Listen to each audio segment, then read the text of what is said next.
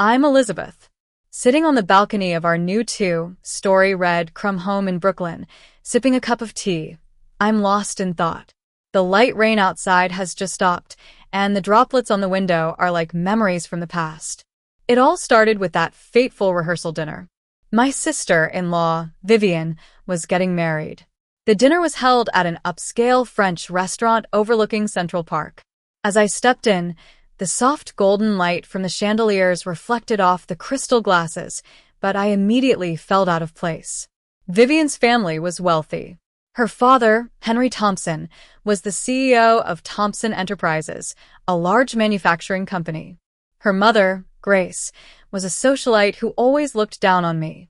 My husband, Ryan, was Henry's son, but he seemed to be under the influence of his family. When I entered the reception hall, I noticed there was no seat for me. The long table, covered in silk, had handwritten name cards. Mine was nowhere to be found. Vivian, in her elegant lavender satin dress, stood up from the head of the table and walked towards me with a fake smile. "Elizabeth, oh my, you came?" We only reserved seats for those involved in the ceremony. A few of her friends, mostly from the business world, let out quiet chuckles. I turned to look at Ryan, who was standing by the bar with his parents. He didn't even glance at me. He just laughed with an older man in a business suit, as if I wasn't being publicly humiliated. Vivian tilted her head and said, "I'm sure you understand this is a family-only gathering." I had put up with Vivian's side, eyes, and fake compliments for 3 years. But this time, in front of both families, it was too much. I forced a calm smile and said, "Maybe I should go and freshen up." I walked away, my heels clicking on the marble floor. I stepped out onto the balcony. The night breeze snapped me out of my daze. I took out my phone and sent a short message. That message was the start of what Vivian could never have imagined. 6 days later, I attended the annual Metro Foundation Gala at the Metropolitan Museum of Art. The event was filled with the East Coast elite. Vivian was one of the co-hosts. She wore a bright blue gown and a diamond necklace that sparkled in the light. Beside her stood Henry. But the most important person that night was Victor Reed, the main sponsor of the gala and the CEO of Reed Capital, a venture capital firm with billions in investments. I knew Victor was not one to attend events out of kindness. And I knew Vivian was aiming for a position at Reed's charity foundation, which she thought was the key to her social status. Around 8 p.m., Vivian took the stage. She lifted a glass of champagne and said, "I'd like to express my deepest gratitude to Mr. Victor Reed, the investment wizard, as the business magazines call him. I used to think that meant you were always on top of things, but now I wonder if you even sleep.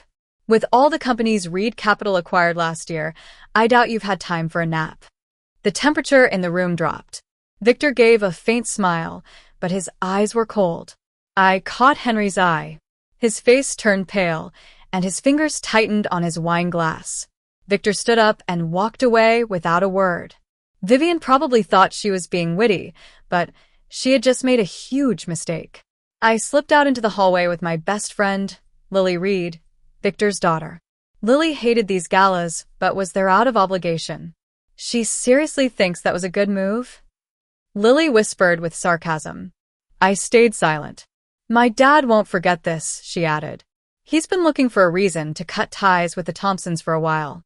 Vivian just gave him one." I asked if she was sure, and she nodded.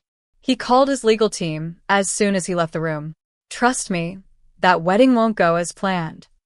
After the gala, while Vivian was enjoying the praise from the press, I sat alone in my small office.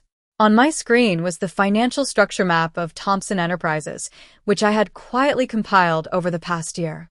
There were complex links between subsidiaries, risky loans, and exclusive deals, all tied to investments from Reed Capital.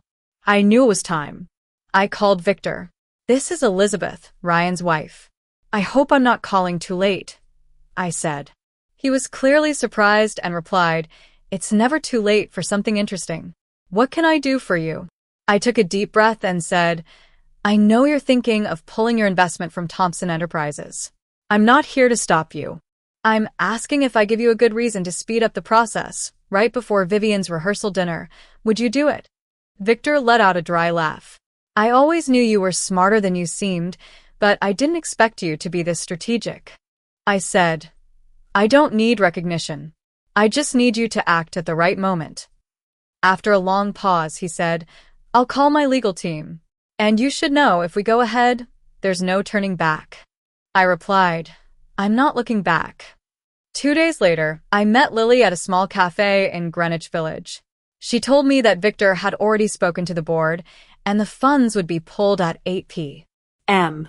on Friday, right when Henry was going to announce a new strategic alliance at the rehearsal dinner. That Friday night, as expected, Thomson Enterprises' downfall began. The next morning, the news headlines read, Thomson Enterprises plummets, Golden Alliance collapses. Vivian's wedding was canceled by noon. The Thomson estate in Long Island, once decorated for the wedding, looked like a deserted place. Vivian sat in the backyard, in her silk robe, her eyes swollen from crying. But I knew she wasn't crying for love. She loved power, and now she had lost it. That night, Ryan came home, confused and smelling of alcohol. We sat at the kitchen table in silence. Finally, he asked, What just happened? I looked him in the eye and said, Your family played with fire for too long. In the following days, the bad news kept coming. The company's offices were seized, and Vivian lost all her sponsorships and social media following. Lily invited me to lunch and gave me a small box from Victor. Inside was a gold fountain pen with the words, Patience is a virtue engraved on it. 3 weeks after Thomson Enterprises declared bankruptcy, I returned to the Long Island mansion one last time. I found a box of Vivian's jewels in her bedroom. I decided to donate them to a charity that helped underprivileged children. Ryan and I moved to this small home in Brooklyn. Ryan resigned from Thomson Enterprises and got a teaching job at a local business school. I started my own financial consulting firm, Horizon Strategies, with the support of Lily. One day, I received a call from Henry. His voice was low and humble. He said he was living with his brother in Maine doing freelance work. He admitted he was wrong and that he hadn't taught Vivian how to lose. That spring, my friend Maya sent me a wedding invitation. The ceremony was in a small garden. It was simple and full of love. As I watched Maya and her husband, I realized that I had finally found my own path. I no longer needed the approval of others. I had waited for the right moment, and I had taken control of my life.